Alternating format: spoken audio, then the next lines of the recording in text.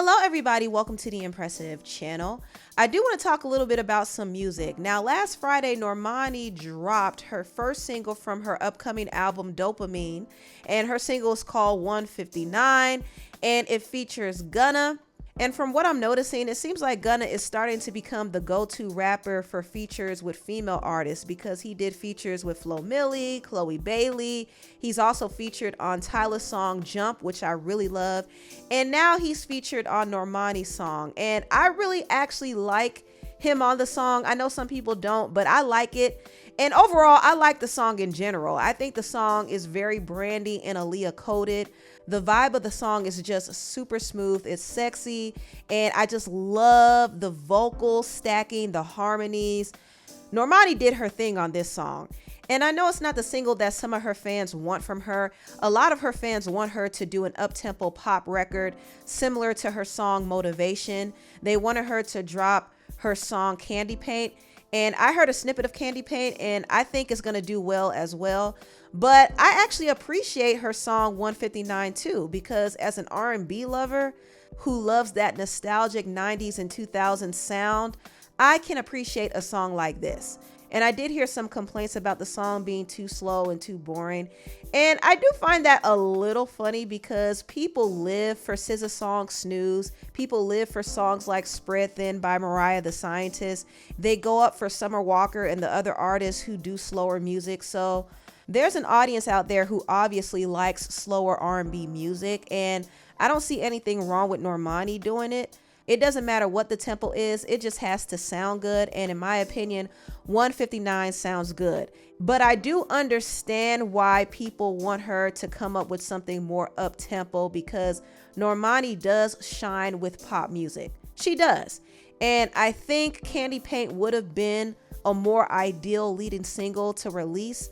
Candy Paint sounds like a hit to me. I feel like it's going to be the breakout song for this album. So I do wish it was her first single instead of 159 because I feel like it would have generated a lot of interest, especially if she were to drop a dance video with it because we know that Normani can dance her tail off.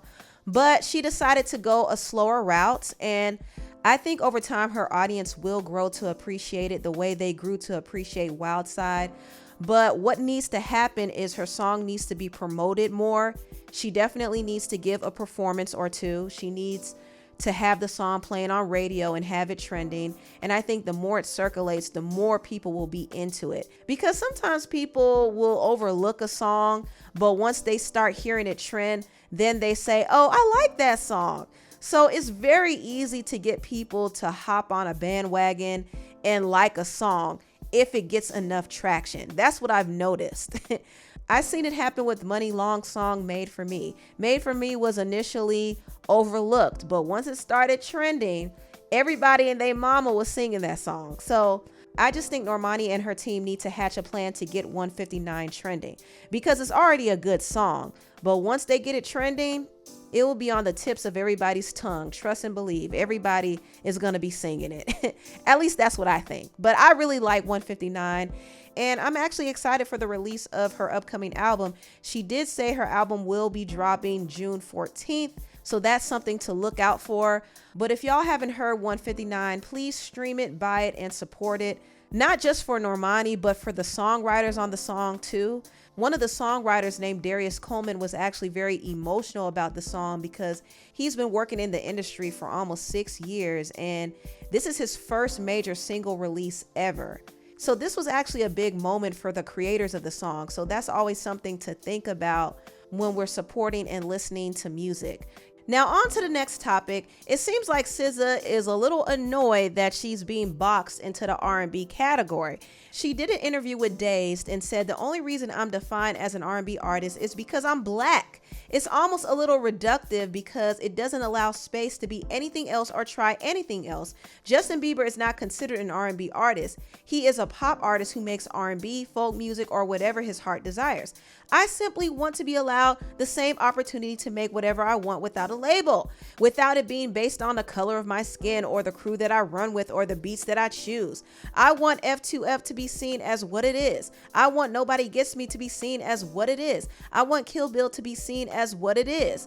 At the same time, it's nothing to get bent out of shape about, because it's just how people are processing you. As long as I don't process myself that way, I don't necessarily box myself into anything. I'm just trying to make music, trying to vibe out and enjoy the experience. Now, I totally get what SZA is saying here. I mean, if you listen to her album SOS, it's not really what you would call a pure R&B album. It is very progressive. She does experiment with alternative R&B sounds, rock, pop, hip hop. She does a blend of different things. So you can't really put her into one box sonically, but I will say a lot of her bigger hits have been R&B songs. And not only that, she has gladly received accolades and awards for being in R&B categories. So she has definitely benefited from being labeled an R&B artist. So I don't think she should complain too much about how she's categorized. If she makes mostly R&B music, people are naturally going to label her an R&B artist. Now, moving on, I want to talk a little bit about the South African artist Tyla. Now, Tyla has been accused of being a part of the Illuminati, and she's been accused of being an industry plant ever since she won a Grammy for her song Water. And Black China's mom, Tokyo Toni, was really the one who kind of fueled some of these conspiracy theories when she went on Real Life Productions and claimed that both Ice Spice and Tyla are Illuminati industry plants. And I don't care what nobody say, because I'm always right at the end of the day when it comes to this stuff. Every time. She's an industry plant. It's common. You came from nowhere. Your little short... No. You just came from anywhere. And so is the other girl. Give me sweat, whatever. Make me hot. Not Tyla. Come on. That sounds like just a little bitty girl who just they wrote some songs for. And damn, not Tyla. Plants. Give her. Watch this. What's this? March, February next year. Cold-blooded freak. Damn. Turned all the way out. Watch. One song gave you a Grammy, but you got people like Angie Stone that been around since I was 10 years old being a rapper, never got one. Hey. How's that possible? Now, Tyla did an interview with Cosmopolitan, and she addressed the Illuminati accusations. She said, "I'm just telling you what it is, because people see the music industry as evil, and they think you could only make it if you don't believe in God. You only can make it if you," and the interviewer said, "Are you in the Illuminati? So, can you confirm you're not?" She said, "People already think I'm in the Illuminati. Oh, now I know some people think that's the only way, but it really isn't. God is the center of everything that we're doing, and clearly it's working." So there you have it, folks. Tyla finally addressed the Illuminati rumors. I don't think Tyla is a part of the Illuminati, nor do I think she is an industry plant, because she already had a buzz in South Africa, but executives from Sony were scouting her, and they bought her out of her contract and signed her to a major label, which is why she's getting the push that she's getting now. But I do hope she doesn't succumb to the pressures of the industry, because they will try to suck her into the dark side. That's the plan that they have for a lot of these artists. Once these artists start getting traction and getting more popular, they want to use them to promote their dark agendas. So hopefully Tyla does not fall into that trap. I hope she's not turned out and doing humiliating and embarrassing things. I know she says she wants to be the biggest artist of her generation, but there is a lot that comes with that. So hopefully she avoids all of the pitfalls that come with the industry. Now, I want to move on and talk about this. Is the singer Dani Leigh's career over? Well, it seems like her label is not supporting her, and it seems like people are not really interested in her music like that anymore. And she is kind of sad about it. She actually was crying over the fact that her last album and last single did not have the best rollout. It's just crazy how, like, soon as I dropped that album, like, first of all, COVID was happening. And then I did something stupid. And then it's just like, boom, it stopped everything. Like, literally, like, no record label push. I was on hiatus. Like, it's just crazy that, like, that music didn't even get the opportunity. But it's just like, why? What was the reason? You know? Just thinking deep over here. And then Tasty. Like, that shit was fire. It literally gets me emotional now. That shit was fire. And then, boom, I get in trouble. And it's just like, wow. Right when I dropped it. Right when I dropped my album. It's like, what is the reason? You know? Just like sitting here thinking, Damn. That's crazy. Okay, we go back. What is the deep reason though? Literally. Like, it's crazy. This is honestly unfortunate for Dani Leigh, and I know it's hard for her to grapple with the fact that her career has fallen off a bit. She had one of the biggest songs on the radio. She had her song Easy featuring Chris Brown. She had My Little Baby, Is You Rollin'? I used to like that song, but yeah, she had a lot of buzz, but I think a lot of the drama in her personal life overshadowed her music. Her drama with her baby daddy, the baby, was probably one of the most toxic, messiest eras in her life. I mean, she was with him while he was still with his other baby mama, Mimi. And also he kicked her out of his apartment early in the morning, and their whole fight was recorded on IG Live. It was really a hot mess. Not only that, the baby and his entourage beat up her brother. Child, that whole situation was a mess. And on top of that, she was arrested for this whole DUI hit and run incident, and she was sentenced 5 years probation.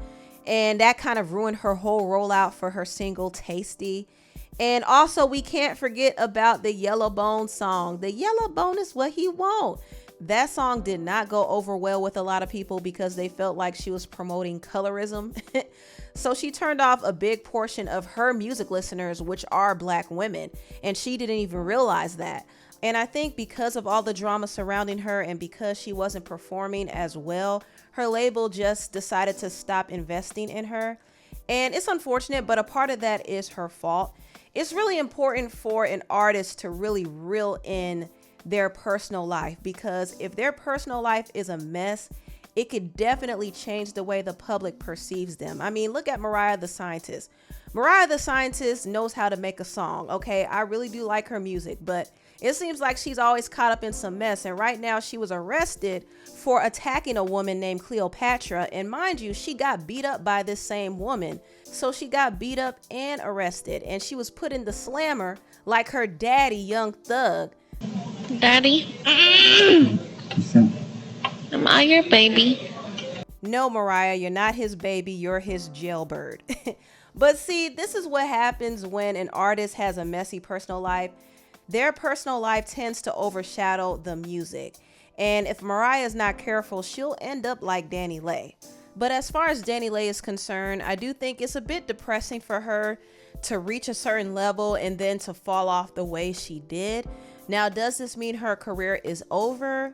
I don't know. She could make a comeback, but it would have to take a lot of rebranding for her. But anyway, tell me what y'all think about this video down below. Please like, comment, and subscribe, and share this video if you care. Thank you so much for watching, and I'll see you next time. Bye.